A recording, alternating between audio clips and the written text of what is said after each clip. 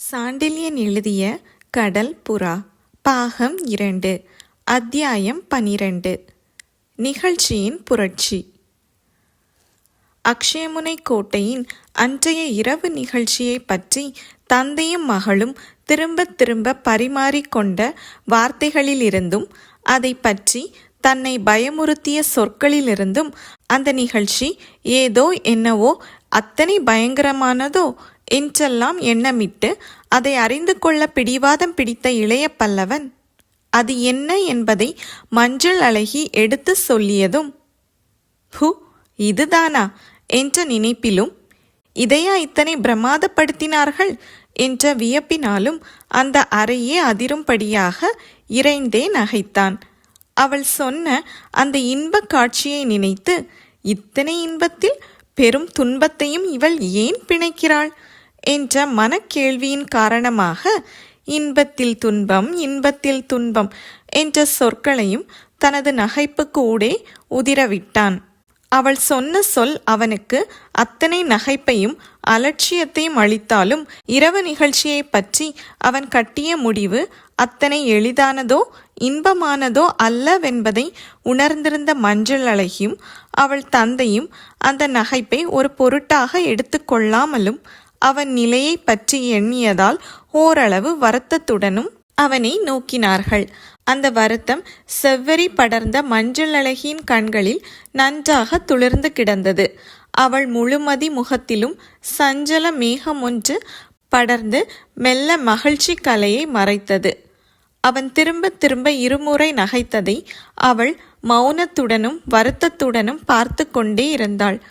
ஆழமான இதயத்தை உடையவனும் அகுதாவின் சபதத்தை கேட்டது முதல் கிளிபிடித்து கிடந்தவனுமான அவள் தந்தையும் அந்த கிளியை மறந்து இளைய பல்லவனை மிகுந்த வெறுப்புடன் நோக்கினார்கள். இரவு வந்தால் நேரிட இருப்பதை அறியாமல் இவன் நகைக்கிறானே என்ற எண்ணத்தால் அக்ஷயமுனை கோட்டை காவலன் இதயத்தில் அந்த வினாடி துளிர்த்தது அனுதாபம் இல்லாவிட்டாலும் இவன் பிடிவாதத்தால் இன்று இரவு அக்ஷயமுனையில் பெரும் பிரளயம் ஏற்படுமே என்ற நினைப்பால் பெரும் பயமே எழுந்து நின்றது. ஆகவே பயமும் வெறுப்பும் கலந்த பார்வை ஒன்றை அவன் இளைய பல்லவன் மீது வீசினான். இடம் பொருள் ஏவல் ஆகிய எதையும் கவனிக்காமல் அத்துமீறி இருமுறை நகைத்த சமயத்திலும் இளைய பல்லவன் கண்கள் மட்டும் எதிரே இருந்த இருவர் முகங்களையும் ஆராய்ந்து கொண்டிருந்ததன் விளைவாக அவ்விரண்டிலும் ஏற்பட்ட மாறுதல்களை சிரிப்புக்கிடையே அவன் கவனிக்க தவறவில்லையாகையால் மஞ்சளழகி விளக்கிய இரவு நிகழ்ச்சி மேலுக்கு தோன்றுவது போல் அத்தனை இன்பமானதாயிருக்க முடியாதோ என்னவோ என்ற சந்தேகம் அவனையும் பீடிக்கவே, அதுவும் மஞ்சளழகியின் வதனத்தில் படர்ந்த பரிதாபமும் சஞ்சலமும் அவன் சந்தேகத்தை தூண்டிவிடவே தனது நகைப்பை அடக்கி கொண்டு சில வினாடிகள் மஞ்சள் அழகியை கூர்ந்து நோக்கிவிட்டு கேட்டான். தேவி, அக்ஷயமுனை கோட்டை பெரும் மர்மக்கூடம் போலிருக்கிறதே என்று. மஞ்சள் அழகி தன் விழிகளை சற்றே உயர்த்தி அவனை நோக்கினாள். அவற்றில் விரிந்து கிடந்த துயரம் குரலிலும் ஒலிக்க, ஆம் என்று ஒரே வார்த்தையில் பதில் சொன்னாள் அவள்.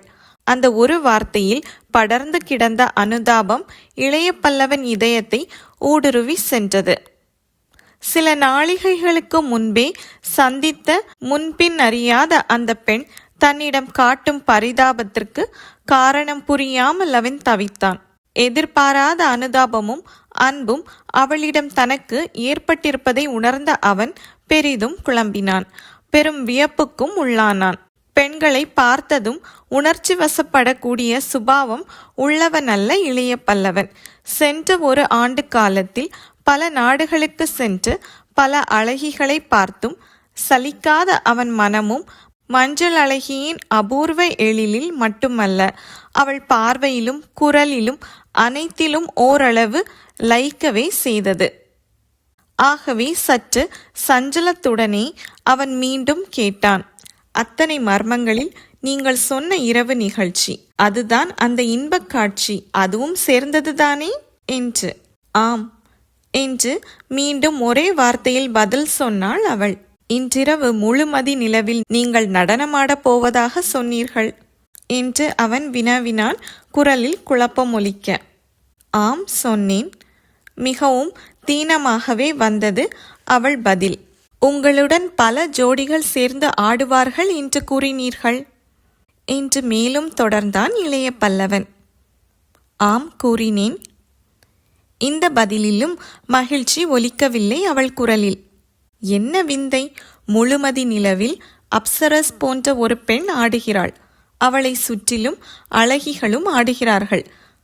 அப்படியிருந்தும் அதில் துன்பமா என்ற இளைய பல்லவனின் குரலில் ஆச்சரியம் எல்லை கடந்து ஒலித்தது.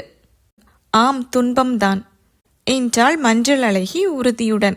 இந்த நாட்டு நடனக் காட்சி அத்தனை துன்பமானதா? இல்லை.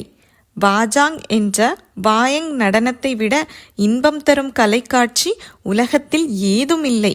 இதை சொன்னபோது மஞ்சள் அழகியின் கண்களில் புத்தொளி ஒன்று பளிச்சிட்டது. நடனத்தை நினைத்த மாத்திரத்தில் அவள் உடலெங்கும் மயிர் கூட செறிந்தது. முகத்திலிருந்த சஞ்சலம் கூட சிறிது மறைந்தது. அவள் முக மாறுதல்களை அவன் கவனிக்கத்தான் செய்தான். நாட்டியத்தை நினைத்ததுமே அவள் முகத்தில் ஏற்பட்ட புது பொலிவையும் கண்டான். அவள் உடலிலேயே நாட்டியம் ஊறி கிடக்கிறதென்பதை புரிந்து கொண்டான்.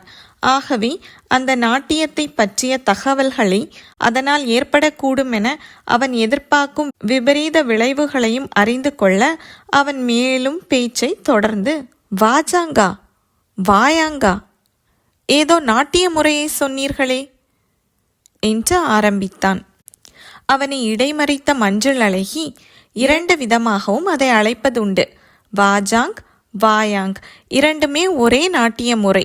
சொர்ணத்தீவின் தேசிய சொத்து, கலை சிகரம் அது என்றாள். அதென்ன, துன்பகரமான காட்சிகளைத்தான் ஆடுவீர்களா என்று கேட்டான் இளைய பல்லவன். இல்லை இல்லை என்று சற்றென்று பதில் சொல்லிய மஞ்சள் அழகி, மிக இன்பமான காட்சிகளைத்தான் நாங்கள் ஆடுவோம் என்றாள். இன்பமான காட்சிகளா? ஆம், புராண கதைகளை ஆடுவோம். வேறு வகை வீரர் காதர் சுவை கதைகளை ஆடுவோம் என்று அவள் நாட்டியத்தை நினைக்க நினைக்க உணர்ச்சி மேலிட்டு பேசினாள். அவள் உணர்ச்சிகளை மேலும் தூண்ட கேட்டான் அவன். புராண கதைகளா?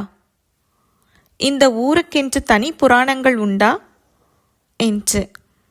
இல்லை, தனிப்பட்ட புராணங்கள் கிடையாது. ராமாயணம், மகாபாரத கதைகளைத்தான் ஆடுகிறோம் என்று அவள் கூறினாள். அவை எங்கள் நாட்டு புராணங்கள் ஆயிற்றே. ஆம், அந்த புராணங்கள்தான் இங்கும் நடமாடுகின்றன. பாரதத்தின் புராணங்களாலும் கலைகளாலும் புத்துயிர் பெற்றது சொர்ணபூமி. சொர்ணபூமியின் தீவுகளில் முதலில் பாரதத்தின் சனாதான தர்மமும் பிறகு புத்த மதமும் பரவின. நீங்கள் ஊன்றி பார்த்தால் உங்கள் நாட்டு கலாச்சாரத்துக்கும் இந்த நாட்டு கலாச்சாரத்துக்கும் அதிக வேற்றுமை இருக்காது. பாரதத்தில் வந்த கலைகள் இங்குள்ள கலைகளுடன் பிணைந்தன, பாலுடன் தேன் கலந்தது போல். பழைய வாஜாங்கில் நிழல் நடனம்தான் காட்டுவார்கள். பரதநாட்டியம் கலந்த பிறகு நடன கலைஞர்கள் நேரடியாக ஆடுகின்றார்கள். வாஜாங்கில் 2 வகை உண்டு. வாஜாங் பூர்ணா என்பது புராண கதைகளை ஆடுவது. வாஜாங் கோதா என்பது வேறு வகை காதர் கதைகளை ஆடுவது. இரண்டும் மகோனுன்னதமாய் இருக்கும் இளைய பல்லவரி. வாஜாங் நிகரற்ற நாட்டிய முறை. அதன் பின்னணி இசை பிரமிக்கத்தக்கது. வெளி சூழ்நிலையில் ஆடப்படும் அந்த நடனத்தை பார்த்த பின்பு நீங்களே புரிந்து கொள்வீர்கள் என்ற மஞ்சள் அழகியின் கண்கள் கனவுலகில் சஞ்சரிக்கத் தொடங்கின. அந்த நாட்டிய முறையை பற்றியும் பாரதம், சொர்ணபூமி இவற்றின் கலாச்சாரத்தை பற்றியும் பேச பேச அவள் முகத்தில் உணர்ச்சிகள் பல வகையாக விரிந்தன. கை கால்கள் கூட உணர்ச்சியால் மெல்ல மெல்ல அசைந்தன. அந்த அசைவை தொடர்ந்து சரேலென ஆசனத்தில் இருந்து எழுந்த அவள் மஞ்சத்தின் கைப்பிடியில் ஒரு கையை வைத்துக்கொண்டு இடைத்துவள சிறிது நேரம் நின்றாள். அவள் நின்ற நிலை மனதை அப்படியே பறித்து விடும்படியாக இருந்ததை இளைய பல்லவன் கவனித்தான். இடைத்துவள ஒரு கரம் நீண்டு மஞ்சத்தின் பிடியில் மலர் விரல்கள் அமர, இன்னொரு கை இடையில் பொருந்த, கால்கள் சற்றே ஒரு புறம் வளைய, பக்கவாட்டில் தலை சாய்ந்து அவள் நின்ற கோலமே முதல் தரமான நாட்டிய கோலமாக அமைந்திருந்ததை கவனித்த இளைய பல்லவன், என்ன நேரிடுவதாயிருந்தாலும் அன்றைய நடனத்தை பார்த்து விடுவதென உறுதி பூண்டான். அவன் உறுதியை மேலும் வலுப்படுத்தவும் உணர்ச்சிகளை அலைக்கழிக்கவும் அவள் மேலும் விவரித்தாள். இளைய பல்லவரே, உங்கள் நாட்டு பரதத்தை நான் பார்த்திருக்கிறேன். மிக சிறந்த நாட்டிய முறை. ஆனால் அதிலிருந்து முளைத்த அதனால் செழிப்புற்ற வாஜாங்குக்கு இணையான நாட்டியம் உலகில் எங்கும் கிடையாது. இன்றிரவு நான் ஆடும்போது பாருங்கள், உலகமே ஆடும். அங்கு வரும் கள்வர்கள் ஆடுவார்கள், வீரர்கள் ஆடுவார்கள், பெண்கள் ஆடுவார்கள். இன்னிசை எழுந்து கலக்கும். அந்த தாண்டவத்தில் உள்ளங்கள் புரண்டெழும், உணர்ச்சிகள் அலை பொங்கும். வந்து பாருங்கள், வந்து பாருங்கள். மஞ்சள் அழகி மெய்மறந்து ஆவேசத்துடன் பேசினாள். அந்த ஆவேசத்தில் அவள் நின்ற நடன திருக்கோல அழகில் இளைய பல்லவன் வசப்பட்டு நின்றான். அந்த இருவருமே அச்சமயத்தில் சுயநிலை இழந்து நின்றார்கள். அத்தனையிலும் சுயநிலை இழக்காத ஒரு குரல் இன்பத்தின் இடையே பாய்ந்து துன்ப அஸ்திரமென குறுக்கே புகுந்தது. இன்பம் மட்டுமல்ல அந்த நடனத்தில் என்று உக்கிரமான சொற்கள் அக்ஷயமுனை கோட்டை தலைவன் வாயிலிருந்து புறப்பட்டு அவர்கள் எண்ண அலைகளை உடைக்கவே மஞ்சள் அழகியும் இளைய பல்லவனும் ஏக காலத்தில் தலைவனை நோக்கி திரும்பினார்கள். முகத்தில் எந்தவித உணர்ச்சியும் காட்டாத அக்ஷயமுனை கோட்டை தலைவன் இகழ்ச்சி தொனித்த குரலில் சொன்னான் இளைய பல்லவனை நோக்கி, இரவு நிகழ்ச்சியின் இன்பக் கிளையை புரிந்து கொண்டீர்கள் என்று. அப்படியானால் அதற்கு என்று துவங்கிய இளைய பல்லவனை இடைமறித்த அக்ஷயமுனை கோட்டை தலைவன், ஆம், துன்பக் கிளையும் ஒன்று உண்டு. நீங்களே சொன்னீர்கள் அல்லவா இன்பத்தில் துன்பம் என்று என கூறினான். ஆம், சொன்னேன் என்றான் இளைய பல்லவன். நீங்கள் சொன்னது உண்மை. ஆனால் துன்பத்தின் எல்லையை புரிந்து கொள்ளாமல் சொன்னீர்கள் என்றான் அக்ஷயமுனை கோட்டை தலைவனான பலவர்மன். புரிந்து கொள்கிறேன், சொல்லுங்கள். இப்பொழுது நீங்கள் மயக்கத்தின் பிடியில் இருந்தீர்கள். இரவு நிகழ்ச்சிக்கு வந்தால் மரணத்தின் பிடியில் இருப்பீர்கள் என்று உணர்ச்சி ஏதுமற்ற வறண்ட குரலில் மரண ஓலை வாசிப்பவன் போல் பதில் கூறினான் அக்ஷயமுனை தலைவன். இளைய பல்லவன் மஞ்சள் அழகியின் முகத்தை திரும்பி நோக்கினான். அப்பொழுது அதில் நாட்டிய கனவில்லை, இன்பத்தின் நினைப்பில்லை, அச்சத்தின் சொரூபமாயிருந்தது அவள் வதனம். சற்று நிலை தடுமாறிவிட்டேன் தந்தையே என்று அவள் தந்தையை பார்த்து மன்னிப்பும் கேட்டுக்கொண்டாள். அது பெண்ணாகிய உனக்கு சகஜம்தான் என்று அலட்சியமாக பதில் சொல்லிவிட்டு மஞ்சள் அழகியை திரும்பி கூட பார்க்காமல் இளைய பல்லவன் முகத்தில் மட்டும் தனது கண்களை நாட்டிக்கொண்டு சொன்னான் பலவர்மன், இளைய பல்லவரே, உங்கள் நாட்டு சரித்திரப்படி இன்று சித்ரா பௌர்ணமி. இன்றைய இரவு நாட்டியத்தை நாங்கள் என்றும் கைவிட்டதில்லை. இதை பெரு விழாவாக கொண்டாடுகிறோம். இது உண்மையில் சித்ரா பௌர்ணமி விழா அல்ல, ஒரு வகை அரசியல் விழா. இந்த விழாவின் முழு மர்மத்தை நீங்கள் அறிந்து கொள்ள சில வருஷங்கள் பிடிக்கும். இந்த விழா இன்பமாகத்தான் ஒவ்வொரு ஆண்டும் துவங்குகிறது. இறுதியில் 10-15 கொலைகளாவது விழாமல் இதுவரை இந்த விழா முடிந்ததில்லை. வாஜாங் மிக இன்பமான நாட்டியம். ஆனால் அதை பார்க்க மட்டும் வருவதில்லை கொள்ளை தலைவரும் மற்ற காட்டு மிராண்டிகளும். தங்கள் பழைய விரோதத்தை தீர்த்து கொள்ளும் ஸ்தலமாகவும் விழா அரங்கத்தை பயன்படுத்திக் கொள்கிறார்கள். இந்த கொலைகளில் அரசாங்கத்துக்கும் பங்கு உண்டு. வேண்டாதவர்களை ஒழித்து கட்டவும் இந்த விழா பயன்படுகிறது. வாஜாங்கின் பின்னணி இசை பற்றி சொன்னாள் என் மகள். பிறகு கலவரம் ஏற்படும் போது விளையும் விபரீத ஒலிகளை பற்றி மட்டும் குறிப்பிடவில்லை அவள். அந்த ஒலிகள் அகூதாவின் உபத்தலைவரான உமது உணர்ச்சிகளை கூட உலுக்க வல்லவை.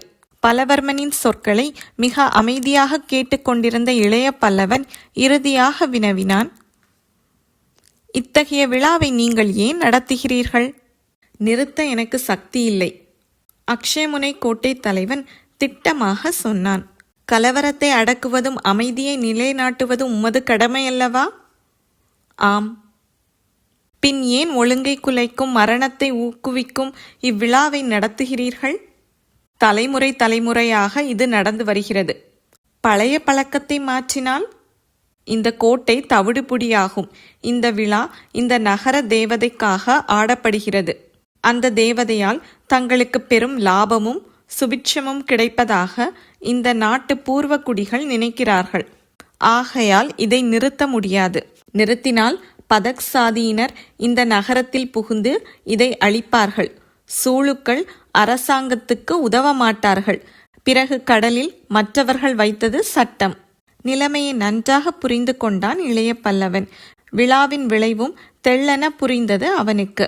அதை திட்டமாக விளக்க, அது மட்டுமல்ல இளைய பல்லவரை, புதிதாக இந்த துறைமுகத்திற்குள் காலடி எடுத்து வைக்கும் யாரையும் இங்குள்ளவர்கள் விரும்புவதில்லை என்றும் சுட்டிக்காட்டினான் கோட்டை தலைவன். தனக்கு ஏற்படக்கூடிய ஆபத்தை அவன் சுட்டிக்காட்டுகிறான் என்பதை உணர்த்து கொண்ட இளைய பல்லவன் சில வினாடிகள் சிந்தனையில் இறங்கினான். பிறகு ஒரு முடிவுக்கு வந்து, தலைவரை, நிலைமை விளங்கிவிட்டது எனக்கு. மரணத்தின் வாயில் எனக்கு புதிதல்ல. பலமுறை அதை நான் மிதித்து மீண்டிருக்கின்றேன். இன்றிரவு நடனத்திற்கு வருகிறேன். மற்ற விஷயங்களை நாளை பேசுவோம் என்று கூறிவிட்டு மஞ்சள் அழகியையும் தலை தாழ்த்தி வணங்கிவிட்டு அந்த அறையிலிருந்து வெளியேறினான். அவன் போவதை பார்த்து கொண்டிருந்த மஞ்சள் அழகியின் முகத்திலும் பலவர்மன் முகத்திலும் பெரும் திகில் விரிந்தது. அவன் அன்றிரவு நிகழ்ச்சிக்கு வந்தால் அவன் மரணம் நிச்சயம். அவன் மாண்டால் அகுதாவினால் கோட்டையின் அழிவு நிச்சயம். இந்த 2 நிச்சயங்களையும் எண்ணி எண்ணி திகிலுக்கு உள்ளானார்கள் அவ்விருவரும். ஆனால் அன்றைய இரவு நிகழ்ச்சி பெரும் புரட்சியாயிருந்தது. அவர்கள் நினைத்தது வேறு, நடந்தது வேறு. நடந்தது ஒரு கொலை, விளைந்தது வேறு நிலை.